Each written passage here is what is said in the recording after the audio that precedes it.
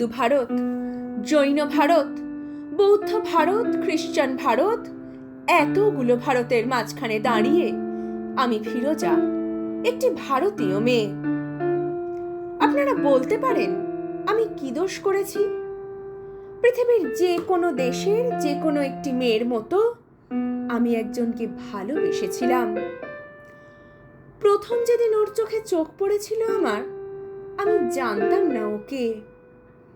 বিকেল বেলার কলেজ ক্যাম্পাসে যে আলো এসে পড়েছিল ওর চুলে, তার কোথাও লেখা ছিল না ওর ধর্ম। হিন্দু ভারত, জৈন ভারত, বৌদ্ধ ভারত, খ্রিস্টান ভারত, আপনারা বলতে পারেন আমি কি দোষ করেছি? আমি যেদিন হাতে মোমবাতি নিয়ে উঠে দাঁড়ালাম, আমি যেদিন বলে ফেললাম আমি শরিয়ত মানি না, আমি যেদিন বুঝিয়ে দিলাম ভারতবর্ষের মাটিকে মা বলে জানি, ভারতবর্ষের আকাশকে আকাশ, সেদিন থেকেই শুরু হলো অত্যাচার। হিন্দু ভারত, জৈন ভারত, বৌদ্ধ ভারত, খ্রিস্টান ভারত, আপনারা বলতে পারেন আমি কি দোষ করেছি? ছেলেটা তো আপনাদের, সে কি দোষ করলো? আমাকে ভালোবাসাই তার দোষ? ছেলেটার বাড়িতে আপনারা ঢিল ছুঁড়লেন, পার্সেল করে ছেঁড়া চটি পাঠালেন, ওকে হাতে মেরে ভাতে মেরে বাড়ির দেওয়ালে বড় বড় করে লিখে দিলেন এসব চলবে না। লজ্জা করে না আপনাদের? আপনারা এগিয়ে থাকা মানুষ, MA pass, BA pass, doctor, engineer, আমলা, মাস্টার, আপনারাই গণতন্ত্র নিয়ে ভাষণ দেন আর প্রয়োজন মতো গণতন্ত্রের টুটি টিপে ধরেন। ধিক আপনাদের!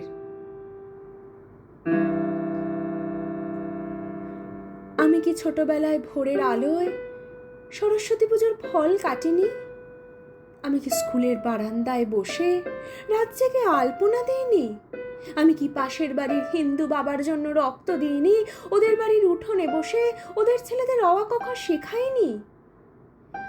আমি আরবি শিখিনি, ফার্সি শিখিনি, উর্দু শিখিনি, বাংলাই আমার ভাষা। এই ভাষা আমার ভাত, আমার রুটি, আমার চোখের কাজল, আমার পায়ের ঘুমুর।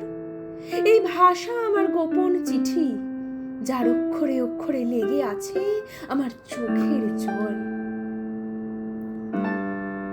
আমরা যেদিন বিয়ে করি সেদিন কফি হাউস গিয়েছিলাম। ও সেদিন আমাকে ঝোলা ভর্তি করে রবীন্দ্রনাথ কিনে দিয়েছিল। হাওড়া স্টেশনে পৌঁছে কানে কানে রবীন্দ্রনাথ বলেছিলেন, ফিরোজা, তুমি আমার মৃন্ময়ী, তুমি আমার লাবণ্য, তুমি আমার সুচরিতা। সেদিন রাত্রে কি হয়েছিল জানি না, কি ঘটেছিল ওদের বাড়িতে, কি ঘটেছিল ওদের পাড়ায়, কি করেছিল ওদের বাবা কাকা, সেটা আজও আমি জানি না।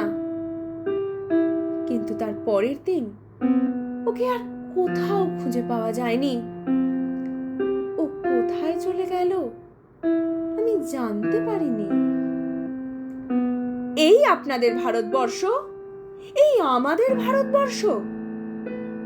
আমি একজন সাধারণ মেয়ে, অথচ বাড়িতে, পাড়ায়, অফিসে, পুজোর প্যান্ডেলে, বিয়ে বাড়িতে, অন্নপ্রাশনে এখনো আমাকে নিয়ে ফিসফাস।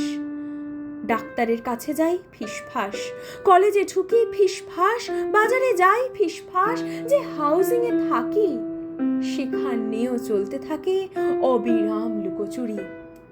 ওটা লুকোচুরি নয়, ওটা ফিসফাস নয়, ওটা আপনাদের গভীরে লুকিয়ে থাকা এক একটা সুপ্ত গুজরাট।